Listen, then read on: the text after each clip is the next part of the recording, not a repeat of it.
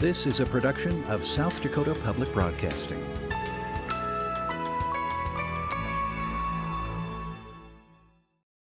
Artifacts and archaeological sites in what is present-day Hand County, including a buffalo jump and Angostura points for atlat or spear throwers, attest to the presence of Native Americans stretching back thousands of years. Now, jumping ahead to 1880, people of European descent followed the rail lines into this area. The Chicago and Northwestern Railway extended a line from Huron to Pierre. Since that area was largely unsettled, instead of constructing depots in established towns, railway agents simply numbered the stops, or the sidings.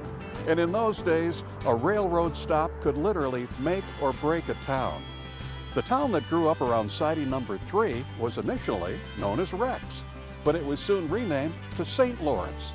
Now, ordinarily, building another town just a few miles away and convincing the railway agents to establish a depot there would have been out of the question. But not for Henry Miller. He was a businessman from Blairstown, Iowa. He had a vision, and perhaps more importantly, he had connections at the Chicago Northwestern. And in the autumn of 1881, he bought 40 acres. He platted out his namesake town and welcomed the establishment of the new Miller Depot. The following year, the Miller Hotel started taking in guests. And if you're a regular viewer, you can guess what happened next. The sister towns of Miller and St. Lawrence battled for the financial rewards that would come with being named the Hand County seat. Well, Miller just barely got the upper hand. Well, eventually, hard feelings faded. In fact, after South Dakota was admitted to the Union, St. Lawrence and Miller cooperated in a scheme to sell the space between the two towns as the new state capital. The proposed city would have been called Harrison. Well, you know how that turned out. Harrison only received 7 votes in the legislature. The early years of Miller saw abundant rains and bountiful crops, but the latter part of the 19th century came with drought and a national depression. But still, progress was made. You see, Miller drilled a nearly 1,200-foot deep artesian well. St. Lawrence tried to do the same, but they didn't strike water. By the turn of the century then, buildings in the St. Lawrence business district began migrating to the neighboring town of Miller, a town that nearly never was. But it is. So come along with us for a visit. Welcome to Dakota Life and greetings from Miller.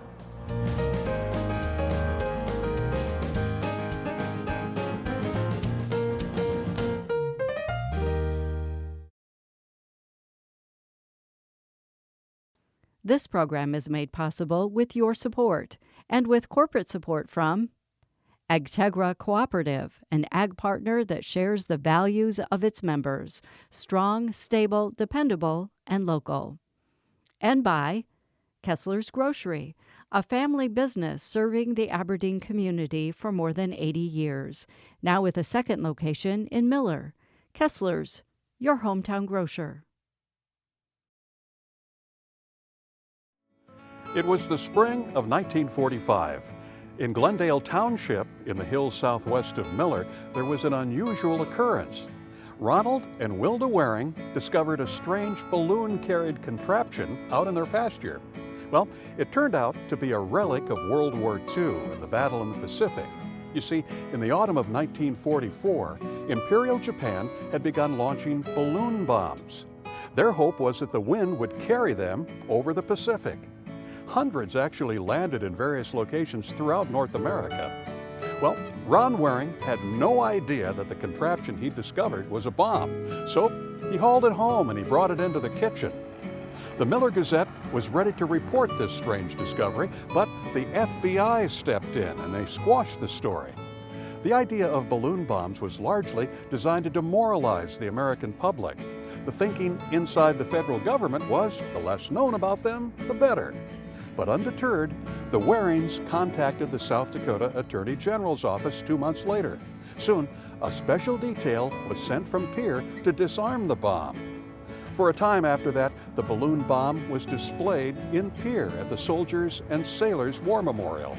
Fortunately, the Warings of Glendale Township were not counted among the 6 Americans who actually lost their lives to balloon bombs. Coming up, some young people are returning home in response to Miller's economic development plans. We'll visit the nearby Old Settlers Picnic. We'll take a tour of the Han County Courthouse. But first, we're off to the Midway Drive-In. It was constructed in 1953 and has been showing movies every summer. New owners took over in 2004, but moviegoers still get that nostalgic drive-in experience. Hello, welcome to the Midway Drive-In Theater. Probably the biggest thing is just being able to see the generations of kids, coming up and realizing that,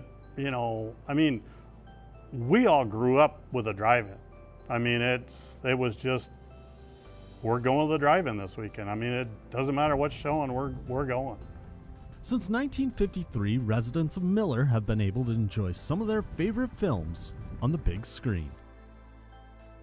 Now, it's just to watch the look on the kid's face when they go, we're going to see a movie. Well, where? Well, on that big screen up there. The Midway Drive-In has gone through a couple of ownership changes, but since 2004, it's been in the hands of a group of 5 families. Kind of get 5 cooks in the kitchen. Fortunately for us, 4 of my family members, my brother, my sister, my mom and I, we're 4 of the 5. And then Mike has been a good family friend. So, like everything, you always talk it through. Communication is huge. So that's the biggest thing, is you just have to communicate with others all the time. One tradition the new group wanted to keep was the strong concession stand. Thank you. There you go, Missy. We have a great concession stand. We have a variety of food. On Sunday nights, a lot of times people just come out and have dinner. We tell them the concession stand's open after 7:30, and they'll come out and they eat dinner. Some don't want to stay at the show because it's too late, so they come eat and then they take some popcorn home and then go home and watch a movie sometimes. The movie may be the star of the show, but in Miller, the popcorn has been the best supporting actor, using the same kind of oils and the same machine since opening day in 1953. You can't go wrong with good movie theater popcorn. We buy it by the pallet load, so that would be, we go through about a pallet of popcorn a year, or for our season, so that's a lot of popcorn. On a good night, we can probably 50 pounds, about 50 pounds of popcorn a night. That's the kernels, that's not at all popped. So we can go through quite a bit. If you make the trip out to Miller, you may even get to see the famous projector door. A door with quite a few names on there, so all the people that have signed that have started the movie, and a lot of people that just, celebrities, foreign exchange students, different things like that, have come in and they get the nickel tour of how it works, and then they get to sign the door. Well, Christy Nome signed it. A lot of foreign exchange students, have signed it, and then there's a lot of kids that think they're pretty famous and they've signed it. So, if the owners of the Midway Drive-In have their way, the community of Miller will be able to spend their summers watching movies under the stars for many years to come. The drive-in's just a natural thing for us because I don't know anything different. It's kind of like milking cows. You have the drive-in every weekend, and so you don't plan weddings, graduations, birthday parties, that kind of stuff. Everything always happens on the weekend at the drive-in. So it's just, that's all I know is the drive-in. And it's like our community service that's what we do as our community service to the town. Because we don't do it to make money. We just do it for the community. Hi, Lori. Hello. How are you doing? Good. Just us 2. All right. Perfect. All right. Have a good night. Yes, thanks, Lori.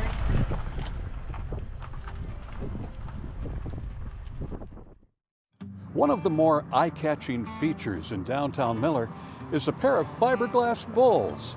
A Hereford and an Angus are mounted several feet above street level right across the street from each other at the town's central 4-way stop. Now, this all started as a brainstorm by a group of local cattlemen in the late 1950s. They included brothers Ted and Clayton Jennings. They had won honors for their Angus breeds. Also, Paul Robinson and Art Magnus. Together, they commissioned a monument to the Angus. What they thought was every beefeater's favorite Scottish import. But not to be outdone, a local Hereford rancher placed a tribute to his own breed right across the street. Except for one brief hiatus, the bulls have stood at their stations ever since. And for a reason lost to time, the bulls were briefly taken down, but Millerites voiced their support for the absent bovine icons, and soon they were returned to their respective places of prominence. Coming up next, communities all around the state are trying to solve the big mystery of economic development, how to grow business and attract more people to live and work in rural areas. Over 30 years ago, a coalition in Miller created On Hand Development Corporation to serve the community and greater Hand County. And one of the first things you have to do is you have to take your rose-colored glasses off and really look at a community for what it's really worth. You have to look at the blemishes that we really do have. Dr. John Carr is a Miller native. He studied chiropractic in Chicago, but came home to join the family clinic. He helped create and was the first board chair for On Hand. We looked at things that the community needed, and it wasn't always the things of drawing somebody out from the outside. It's maintaining our Main Street. It was maintaining the things that we have here, and if we luck out and get something from the outside that makes us expand, we are ready for that, and being ready and being in the right moment. To me, it means good housing. It means good schools, good hospitals, to encourage young families to come and move here and make their home here. Tammy Caffey was elementary school principal till she retired, but wanted to continue to be an agent of change. She became the executive director of On Hand. We think we have a gem here in Miller. We think it's a good place to raise a family, and economic development needs to stretch into all those areas. Unless you create an experience for somebody to want to come back here, what draws somebody to a small town? Some people think, oh, it's a tougher lifestyle. It isn't. It's a better lifestyle. People know your business. They know when you're down and out. They know when you need help. So we wanted to capitalize on that. And it worked. Existing businesses have grown. New companies and jobs have arrived. So much so that there's been a shortage of people to fill them. Some ag companies have turned to the H-2A program with workers from overseas in jobs that can't be otherwise filled. Some of those workers hope to move their families to Miller permanently, but some Millerites are coming home. I was honestly one of those parents that said, get out of here. Go find your money. And then the longer I was in economic development, the more I realized that this was the place to be. When I was 18, I never thought I would move back to Miller. And that's not because I didn't like the community. It's just when you're 18 and you're ready to spread your wings, you want to try to fly. Vance Caffey and Jenny, a Yankton native, met early in their nursing careers in Vermilion. They worked in Lincoln, Nebraska, and then in Sioux Falls before the Miller Health System came calling. And as their family has grown, so has their appreciation for modern health care and the community. And growing up in Miller and living in Lincoln, Sioux Falls, to me, I don't know if you felt this way, but there's always something missing to me. There's just a sense of caring and compassion in a small community that's hard to find in a bigger city.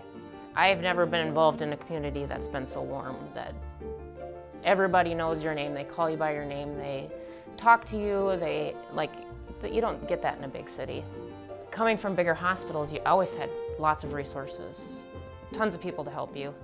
You have 2 nurses on the floor, and so whatever comes in the door, it's 2 nurses. But with e-services, you can pull them up on camera in a matter of a second and they're there. And just comparing it to working in a bigger hospital, I feel like sometimes the care we can give is more intimate. Personal. It's more personal, yeah. I mean, I would say bigger sometimes isn't always better. Right, agreed. Vance and Jenny have busy work schedules, and Vance is now on the school board. Dr. Carr's practice is busier than ever, but he gets help from his son Taylor. Taylor moved back to Miller too, and Tammy and her husband bought the local Polly shoe store on Main Street. I think technology is going to continue to be a driving force for small towns. I think we need to make sure we have that infrastructure in place so that we can tell our kids at school, you can come back here and you can make a living. On the south wall of Polly's Shoe Store in downtown Miller, artist Amber Hansen and local young people created a mural. Home is where the horse is. It features scenes from around town and across the state, including Dale Lamphere's Dignity and local sculptor Wayne Porter's 60-foot bullhead. That sculpture is part of the Porter Sculpture Park. Porter grew up in St. Lawrence, by the way. He learned to work with metal at his father's blacksmith shop. He spends his summers at the Sculpture Park, which is just south of Interstate 90 near the Montrose exit. He winters at his St. Lawrence studio. He works long days fashioning giant critters from scraps of steel. His latest project is a 25-foot white rabbit. It's made from a cement mixer, railroad plates, and other materials. Porter says he's always been fascinated by Alice in Wonderland. He says it's going to take a crane to hoist the rabbit's head onto the body. Then he hopes to transport the work as a new addition to the Sculpture Park. Coming up next, summer is often the season for community celebrations. It's also true for the ranching community in southern Hand County. 23 miles from Miller, it's the annual South Hand Old Settlers Picnic. People coming together as they have since the 1890s. At this time, we're going to honor the oldest lady and the oldest man. The oldest lady here today is Ramona Yupin, 84. South Dakota rancher Bob Tong and his neighbors continue a more than 100-year tradition of celebrating the men and women who have the deepest roots in the rural community of South Hand during the annual South Hand Old Settlers Picnic. His wife, Diana Tong, explains. That was the tradition of the very beginning. They wanted to honor the first settlers into this community. They started that way back then, and it just continues. Each summer in June, the Old Settlers Picnic is held in a cow pasture under a grove of trees. A fourth-generation South Hand rancher, Tong has attended the Old Settlers Picnic her entire life. It's an event that is widely recognized in the community as the event for the year. When you're a kid, the Old Settlers Picnic is all you can talk about. As someone who loves history, Tong is the person neighbors go to if they have a question about the community's history. She is also the keeper of the original South Hand Old Settlers Picnic record book. Thursa Robinson is the creator of this book, and her relatives passed it down to another neighbor of ours. She kept it going. When she moved to town, she handed it down to my mother. At nearly 120 years old, the leather-bound record book is beginning to show its age. So in 2004, neighbor Stephanie Cavaney worked with Tong and other neighbors to put together a new history book. We did a lot of research, a lot of digging through the newspapers, calling neighbors. Hey, what kind of photos do you have? Do you got anything that someone wrote down? A fourth-generation South Hand rancher, Cavaney is among the neighbors serving on the committee to keep the Old Settlers Picnic tradition alive. It's been going on for 118 years. We're not going to be the ones who let it fall through the cracks. Today, Cavaney's sons get to enjoy the Old Settlers Picnic traditions she enjoyed as a kid. You come in the morning and there's horse games, and then we gather together for a lunch, and we'll have a prayer prior to lunch, and then we have our parade. And then the kids' game starts, and we recognize the old settlers. And the turtle races are always a big draw, and we don't just stop at the little kids, everyone gets to participate.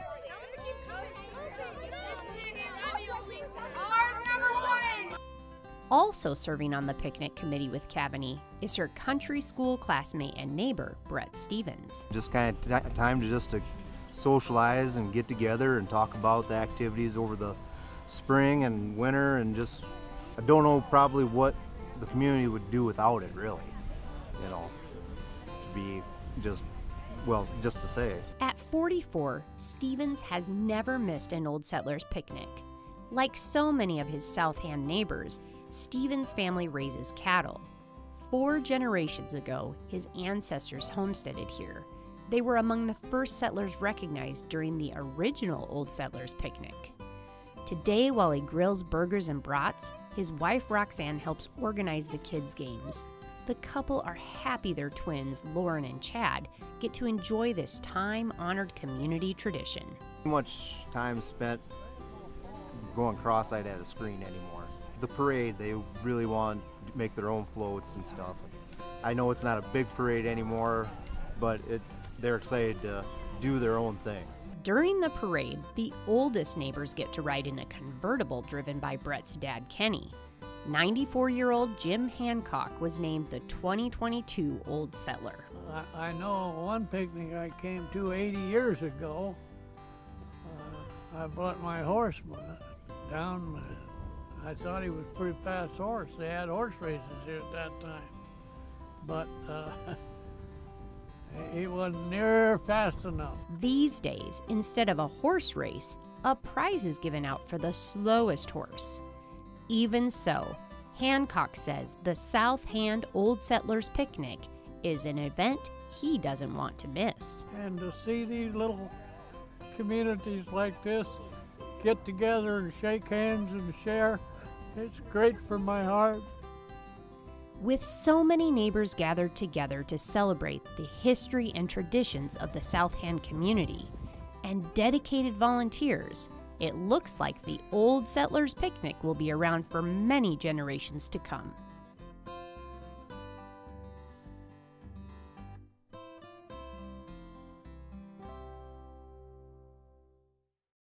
This is the Hand County Historical Society McWhorter House Museum. The museum is housed in a Queen Anne-style home built by Dr. Port McWhorter in 1906. In 1988, local volunteer Fern Droz led an effort to restore the home. The intent was to preserve the home's original detail and then convert it into a museum of local history. The museum is open from Memorial Day through Labor Day, and inside you'll find local artifacts from Miller's history. They include farm implements, musical instruments, photographs, and much more. Also, that historic train depot, the original anchor to the new community of Miller, that was also moved here to this property. The depot's maple wood floors have been restored, along with the original potbelly stove. In the ticket office, there are several antique lanterns used by railroad engineers and brakemen in the early days of the Chicago Northwestern. The museum hosts an annual 4th of July hot lunch and recently started hosting music at the depot. Coming up, the Hand County Courthouse is on the National Register of Historic Places. We're going to take a tour of the courthouse, plus meet the people that maintain, decorate for the seasons, and cherish this historic building. Standing proudly in the small town of Miller, the Hand County Courthouse is an architectural gem on the prairie.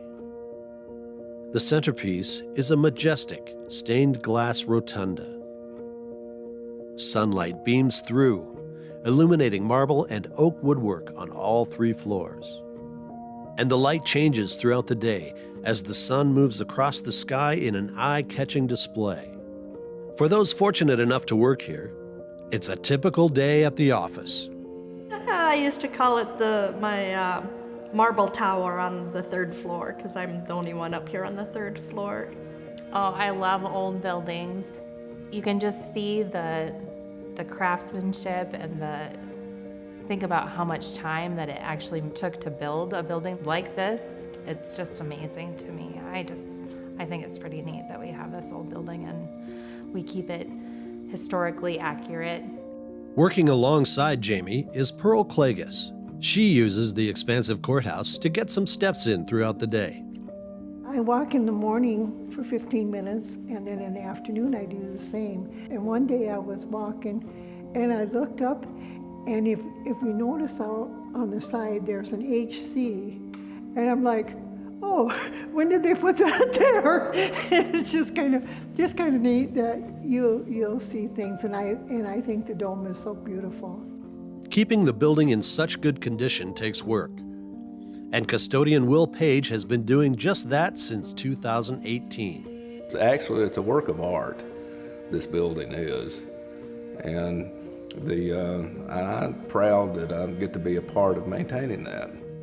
Construction on the courthouse began in 1925, but it wasn't the city's first attempt.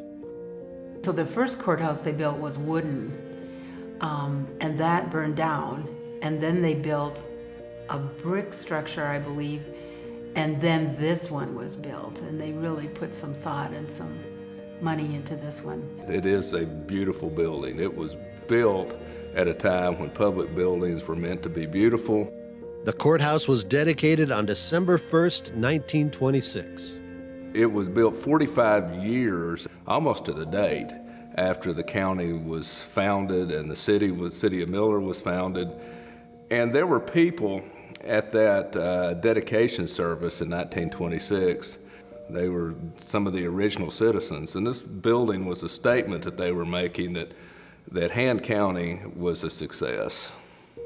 The history and success of Miller continues to be shared as new generations find interest. And Connie Schrader says her daughter's Girl Scout project is just one example. In the cases on second floor, there are a lot of historical items, and the labels were not museum quality paper and needed some, updating, refreshing. So she made all the labels again. She made a hand-drawn map of Miller and all the sites that you might be interested in seeing, all the historical spots. The courthouse stands today as a symbol of beauty and resilience on the prairie.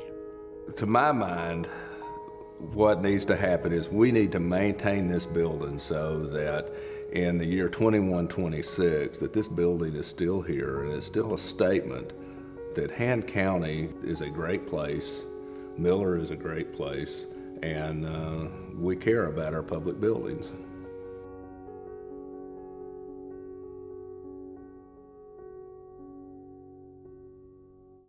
Local historian C.M. Carroll described Miller as the town that was not to be. But Henry Miller of Blairstown, Iowa, foresaw his 7 children needing homesteads of their own. And with the help of friends in powerful positions at the railroad, the town of Miller was born. It survived hard times with the help of a deep artesian well. It gained a foothold and outgrew its neighbor to the east. Of course, there have been tough times, including a drought, blizzards, national depression. The dirty 30s brought dust storms and grasshopper plagues. Many remaining farmers transitioned to ranching. Testament being the iconic Miller Bulls on Broadway. Eventually, some of those ranchers went back to farming, but the bulls remain as a symbol of Miller's agricultural heritage, as is the high school mascot, the Rustlers.